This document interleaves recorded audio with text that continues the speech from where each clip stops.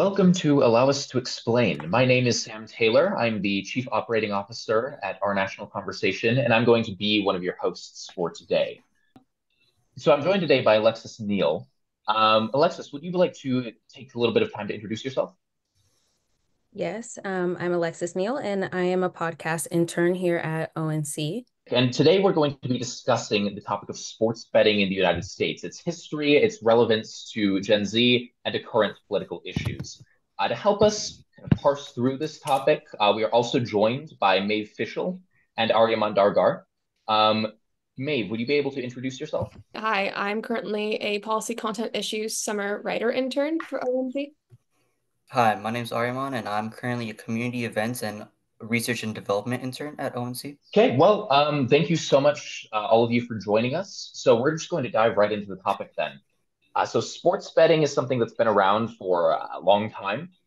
But in 1992, there were some pretty stringent laws enacted in the United States against this practice. More recently, however, in 2018, the Supreme Court implemented a ruling that opened up a lot of states to sports betting. And since then, we've seen a legalized uptick in the practice. There are some people who question whether this is a good thing. Some people say, it's an economic boon. Others who have issues, moral, economic, or otherwise, with the practice of gambling.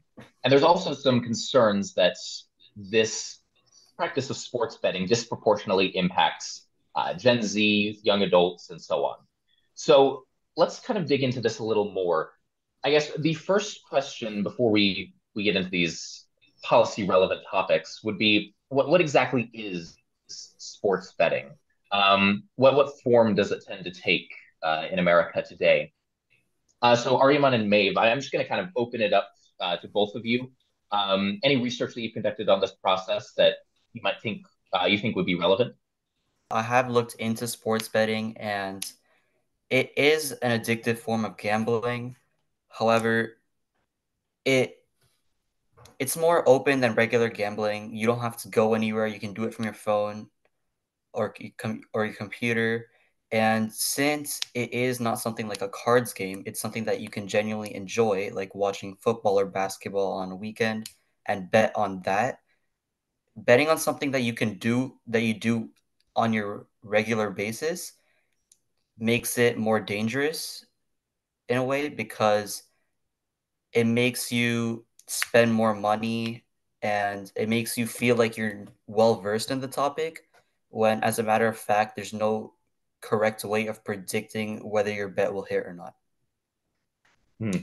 'Cause I do hear a lot of people say that sports betting is kind of different from other forms of gambling in that it does require a bit of skill, knowledge. You have to stay up to date on sports metrics, but you're saying that can be overblown. Yeah, because Okay. there is always a game that'll have a fluke. Like you can predict, but someday someone will have a really good game, someday someone will have a really bad game. So there's no exact way of like always hitting your bet. Okay. And you would say that this makes sports betting something that's, and because just in virtue of being gambling, there's going to be some uncertainty throughout the process. So is the fact that, that uncertainty exists just mean that, betting or gambling isn't something that people should engage in generally? Is that your position? Yeah, and if you do engage in betting and gambling, it should be in limited amounts. I think for almost anything, the like gambling is not the issue. I think it's the addiction of gambling that's the issue. I think that it is easy to get addicted, so if you are gambling, you need to be careful of making sure that you don't get addicted. Okay. Maeve, do you have anything that you want to add as far as, what exactly sports betting is, what form it takes today, how it compares to more traditional forms of gambling?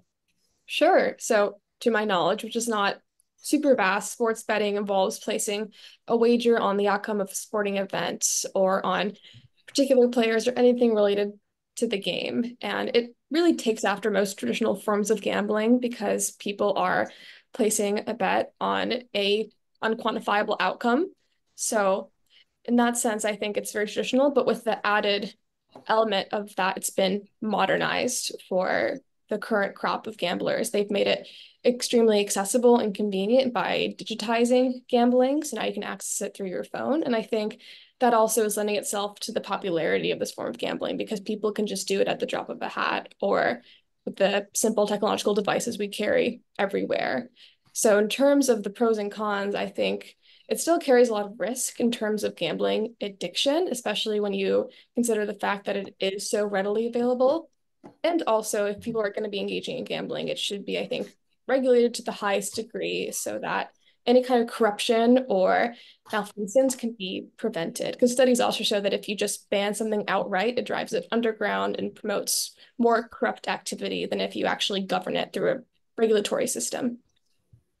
And you're jumping ahead to some other topics that we're going to discuss a little later, dealing with legislation around sports betting. I'm going to transfer things over to Alexis. I've been talking enough. And Alexis, I understand that you might have some questions about how sports betting is, especially relevant to Gen Z. How it's a disproportionate problem there. I mean, we've alluded to that a little bit, but maybe you want to take the conversation to elaborate on that. Yes. So with Gen Z growing up in like the age of the internet, we've always had access to the internet and growing up in a digital world, research shows that Gen Z is particularly allured to sports betting. A survey conducted by the NCAA surveyed a group of students like age 18 to 22, and over 50% of respondents had engaged in at least one instance of sports betting, with students on campus being more likely to bet. In addition, the Commonwealth Beacon stated that 1/3 of 18 to 29-year-olds, since the legalization of sports betting in Massachusetts, have bet on sports within the last year, with 1/5 of those saying that they bet more than once a week, and another fifth saying that they do so about once a week. So with that information, I just wanted to open the questions up to the panel. Why do you think sports betting is particularly appealing to Gen Z, and what kinds of platforms do you guys think Gen Z are most likely to use for sports betting?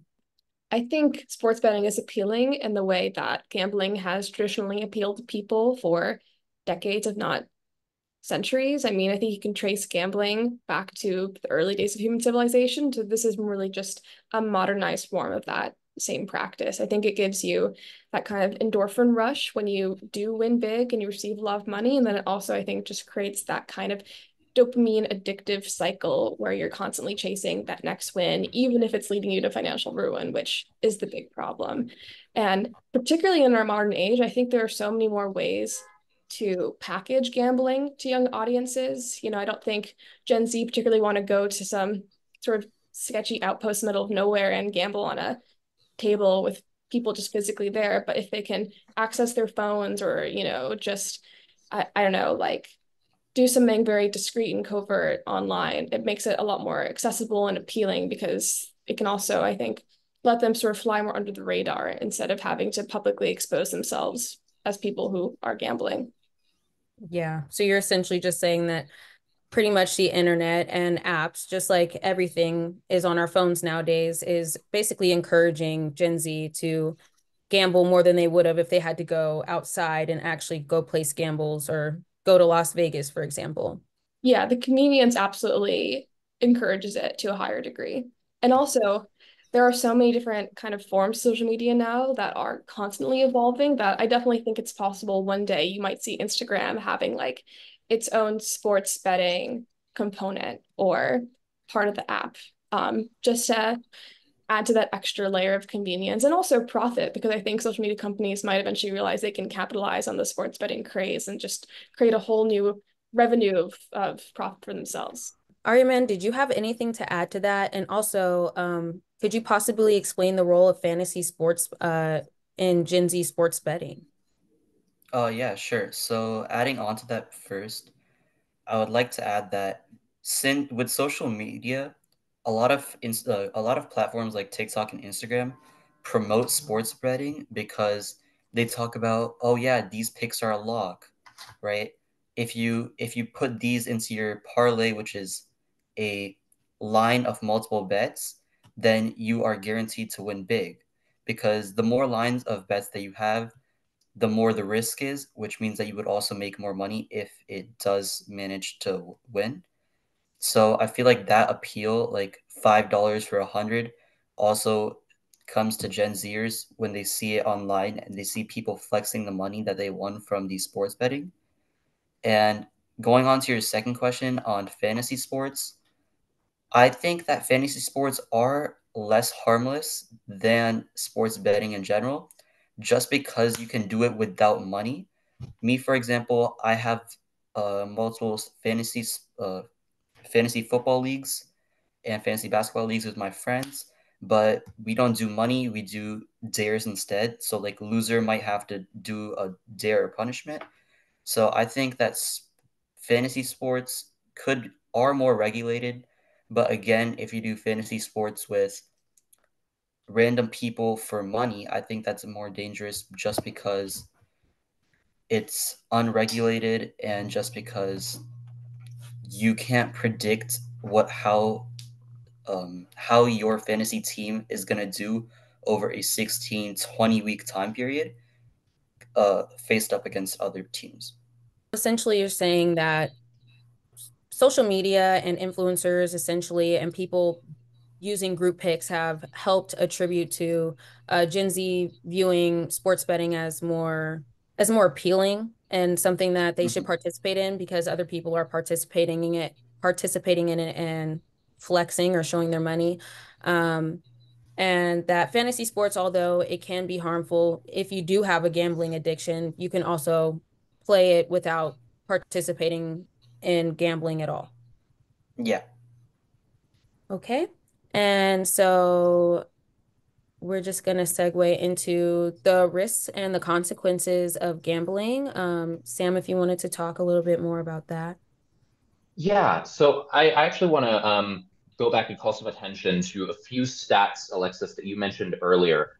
That's actually really, really interesting to me. I mean, full disclosure, I'm not someone who really participates in sports. I don't watch sports regularly, and I don't engage in sports betting. So this really opened my eyes to this topic, which for a long time has kind of flown under my radar, not as something that's been very I guess salient or seem like a very big issue to me. But just to reiterate what you said, Alexis, roughly 50% of 18 to 22-year-olds in an NCAA survey said that they had engaged in sports betting at least once, during the course of their lives. And maybe a statistic that's a little more concerning is at least in Massachusetts, 1/3 of 18 to 29-year-olds had engaged in sports betting last year. Of those that did so, about a fifth said they bet more than once a week. And once we get into that fifth, we start to see maybe an issue that's approaching a gambling addiction or is already there. Something that can be maybe financially ruinous for certain members of Gen Z. Now, a fifth doesn't sound like a lot, but if you're talking about a third of the entire, 18 to 29-year-old population, that's a lot of people within a particular state. And you take a fifth of that, that's a significant portion of the population. And if these trends extend to other states, then we might have a fairly big emerging problem on our hands as far as gambling addiction as it relates to sports betting. This is something I just didn't know much about before. So I want to dig into whether this actually is a problem. Now, maybe Nariman, you've mentioned previously that sports betting and gambling in general can become a problem if it becomes addictive, compulsive. If we start seeing people waste tons of money on this process, help me to better understand what seems to be I guess the probability of a risk like that, or does this actually represent a big public health concern? Or is this a small enough proportion of the Gen Z population that it's not very significant? What are your thoughts there? Any research that you've conducted or any insights you have? Yeah, for sure. So I want to add, like the statistic that you brought up that shows 18 to 29-year-olds, that is a big number, but I think that's not even all of them because a lot of kids, what they do, especially if they're under 18 and they can't legally sports bet, is they could have their friend or their parent make an account and play on that because they can they can persuade it as a harmless thing that they're only betting like $2 to $3, right? But over time, that also accumulates and becomes a large fraction of money. And to a lot of parents, they may not understand this because they think it might be more harmless, and since they don't see it as actual gambling, they might think that their child is just having fun with sports, right? So I feel like it's a problem for people under 18 as well, and that is just not shown in any statistics because it's not legal. Maeve, do you have anything to add on this? Sure, I think there's probably the possibility of underrepresentation in the statistics on Gen Z sports betting, just because I do think a lot of people choose to fly under the radar or keep those practices more inconspicuous, because I think there's also that element of social stigma attached to it. But for me, when I think about this idea of sports betting and that becoming more embedded in pre-existing forms of media that we're constantly consuming, I think there is this risk that it's just going to become part of the larger problem of social media addiction that you see in very large numbers among Gen Z anyway. Like Ariana was mentioning how there's a huge appeal because a lot of very influential people on social media might be flaunting their wins or encouraging gambling, or I think in some ways just romanticizing it and making it seem more harmless and appealing than it really should be. So I think there's that element of marketing that a lot of young people are susceptible to. And also, I think just the added dopamine rush. You know, you're on social media, it's very accessible and available to you, and it's being peddled as this easy cash fix, but that doesn't necessarily acknowledge the mental health consequences. You know, for me, I feel like sports betting in the way that it's been reinvented reminds me of vaping in a way, because previous generations were addicted to cigarettes, and Gen Z theoretically could have been that first generation of people who didn't inherit the problem of smoking cigarettes, except corporations repackaged them into vapes that were specifically marketed to teenagers. And so I think it's a very kind of similar trend. You're taking an older form of addiction and remarketing it, repackaging it to younger audiences, and sort of continuing those cycles. Hmm. Got it. Got it. So I'm wondering how because it seems to me that based on the research that's been conducted, a lot of this sports betting issue, if it is an issue, exists with respect to the NFL and exists especially among young males, college students, and so on. So I'm curious as to whether any, at least on the college level or the local level, any uh, regulations or other attempts to keep sports betting in a sphere that's safer or that's less prone to gambling addiction exists, and what those might look like. Have you looked into or heard of anything like that? No. So, I mean, as you mentioned too, sports betting is just starting to get legalized again, like in 2018. So I feel like as of these current years and possibly for a few more, they aren't going to take any strict regulations on sports betting. I'm pretty sure that not all states allow it, but even so, a lot of people what they might do is they might download a VPN and then put their location as a different state just so that they are able to sports bet. And I know you mentioned that one thing that's mainly feeding into this is the NFL, and I feel like that's true for people that are starting on sports betting, but as people get more addicted to it, they will bet on just about any type of sport.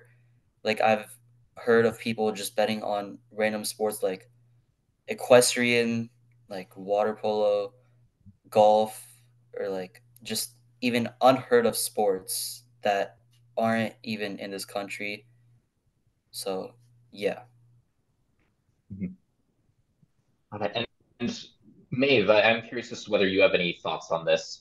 Any just kind of local level regulations that are being imposed? I mean, we're going to get to more national level stuff that Alexis is going to talk about in a little bit, but um, any like college initiatives or other state level regulations you've heard about? I know some are contemplating changing the age at which sports betting ought to be legalized on the state level. In most states where gambling is legal, the minimum age is about 21, and a few states have gambling age of 18. Some argue we should raise that.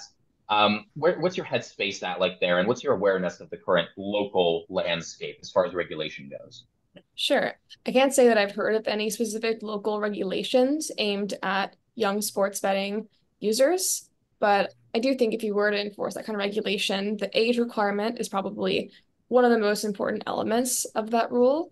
And also, I think imposing a kind of vetting process that ensures people are transparent, both on the side of the people who are betting money and also those who are kind of governing it and receiving the money that is being bet. I think there's a high probability of corruption in these kinds of sports betting worlds, that can undermine the integrity of the sports that are being consumed. So I think, yeah, just making sure that there's transparency between both sides so that people aren't being unfairly exploited would be a good step. And maybe even imposing limits on how much money people can bet at a certain time. Maybe um, make the amount of money they can bet proportional to the amount of experience and time they've actually spent in the sports betting world, so that young people who are impressionable or inexperienced don't completely fall into this trap of destructive sports betting practices before they're really experienced in that field.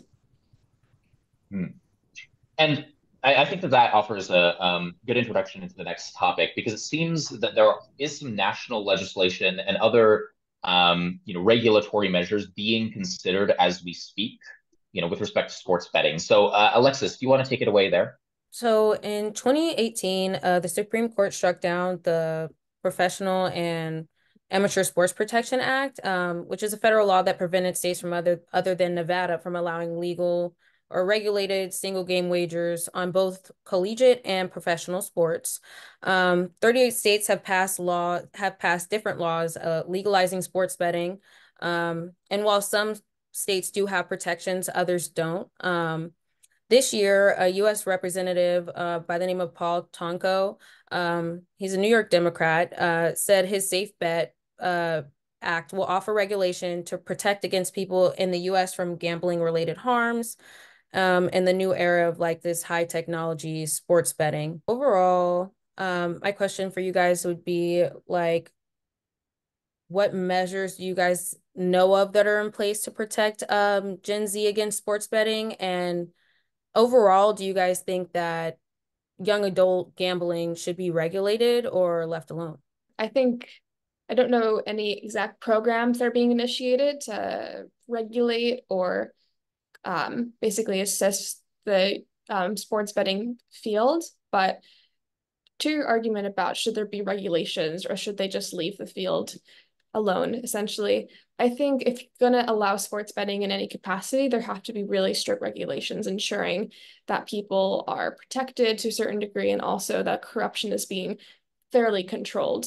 I think if you legalize something or prohibit it, it just drives these practices underground and encourages further corruption because there is less regulatory oversight, and that can lead to, I think, a lot more potential risks for the sports bettors themselves. But if something is going to exist in any kind of capacity, then ensuring that there are bodies governing it and overseeing it and also adapting to any social trends that they might notice is really essential. So as it relates to young people, I think ensuring that there is pretty much the highest level of control possible is the only way to ensure that this is being conducted safely.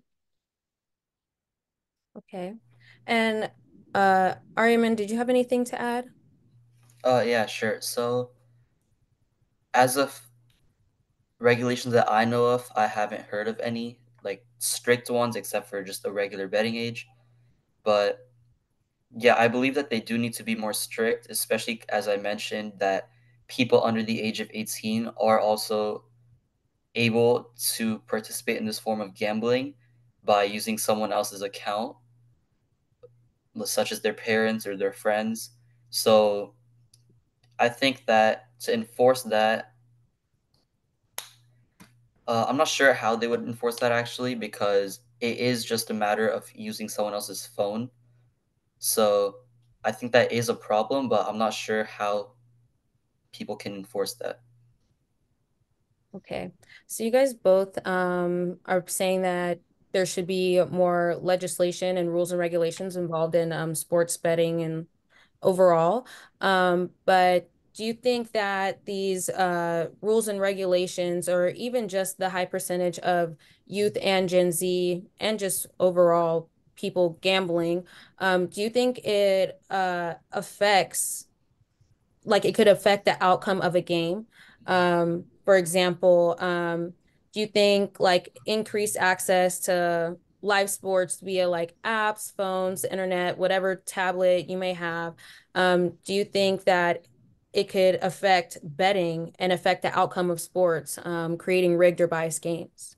I think there's definitely a risk of that in any form of gambling when people are investing so much money and there's such high stakes. I can definitely see it influencing actions and the outcome of the people actually participating in the sport. I think that's one of the main risks of making gambling more widespread, because when you introduce such high stakes, I think people then have to consider the sort of benefits and the downsides of adjusting their decisions based on what will be most profitable. And so I think there's a real risk of undermining the integrity of sports and making it almost more of a showcase for those sports bettors instead of a demonstration of athletic excellence from a more objective standpoint. So you're basically saying there's a fine line we have to walk between corporate or capital greed and just in general the greed of the American people or people who are gambling. You obviously want to win if you're placing large bets of money. So, your whole life stake is on that. And Ariman, did you have anything to add? Yeah, I had something to add. So I think that it is definitely something that could happen, and there have been instances of it happening. I think that at a more higher level, like the NFL, NBA, or professional soccer, baseball, I think it is harder because if a player, for example, was caught to be sports betting in any way, that would be, I'm pretty sure, expulsion from the league that they're playing in, because there is a no betting policy for players if they enter the league. And as for referees or umpires, I think that it is risky for them as well. It is more likely that they do it, but there are multiple referees or umpires in the game. So for all of them to collectively come together, I feel like it is less likely. In a lower league, for example, like maybe college basketball, if a player doesn't have a scholarship, or if a player wants to make more money because they feel like they aren't, then I feel like it is more possible for them to maybe miss a couple extra shots on purpose so that they can bet the under on their own points, or pa- get more rebounds or get more assists in basketball example. So yeah. To go further on that subject, so do you guys think that overall, the youth or people in collegiate leagues, and maybe for instance, even college students who are already sports betting and gambling would be more likely to try and have like a rigged outcome game just because they're not earning any money themselves and this isn't a career for them quite yet?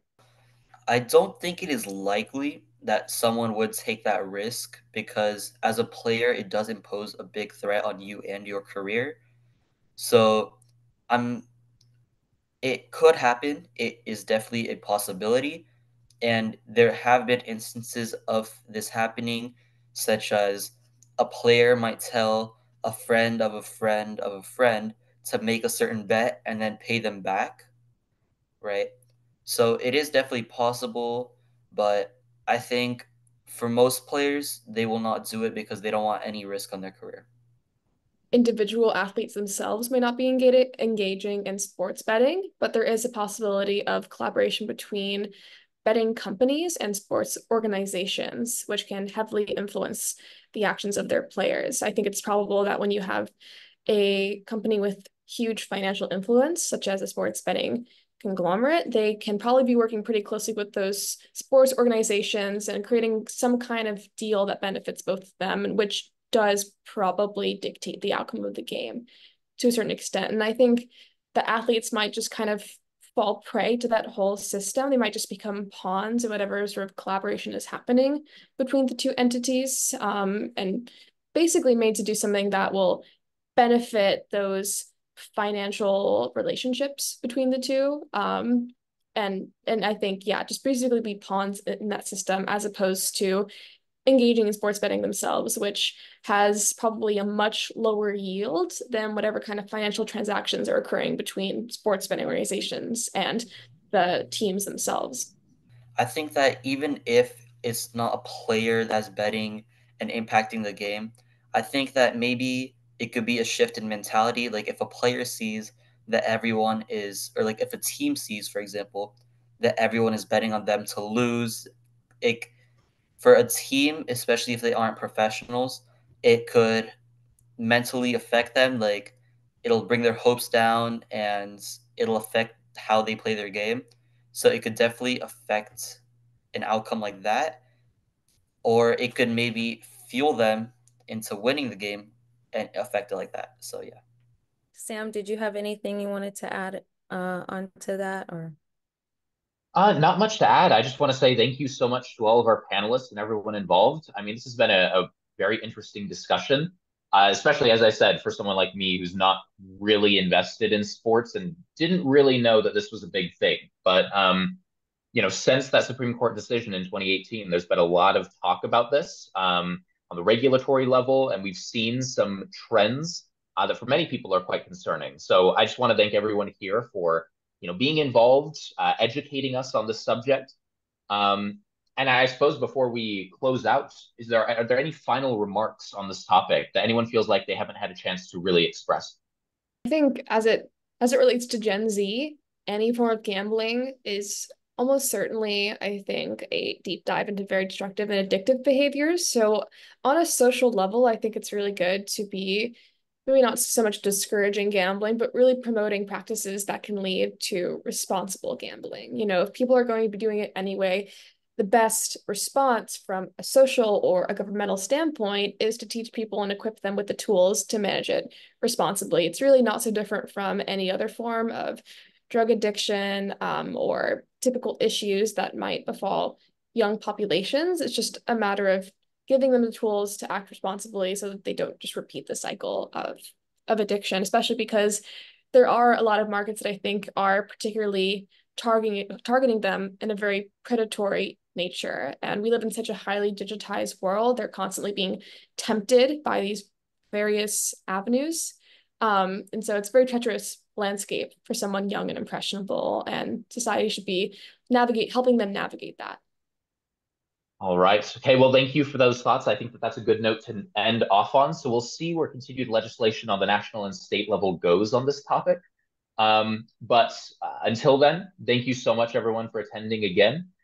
And thank you also to the audience for tuning in.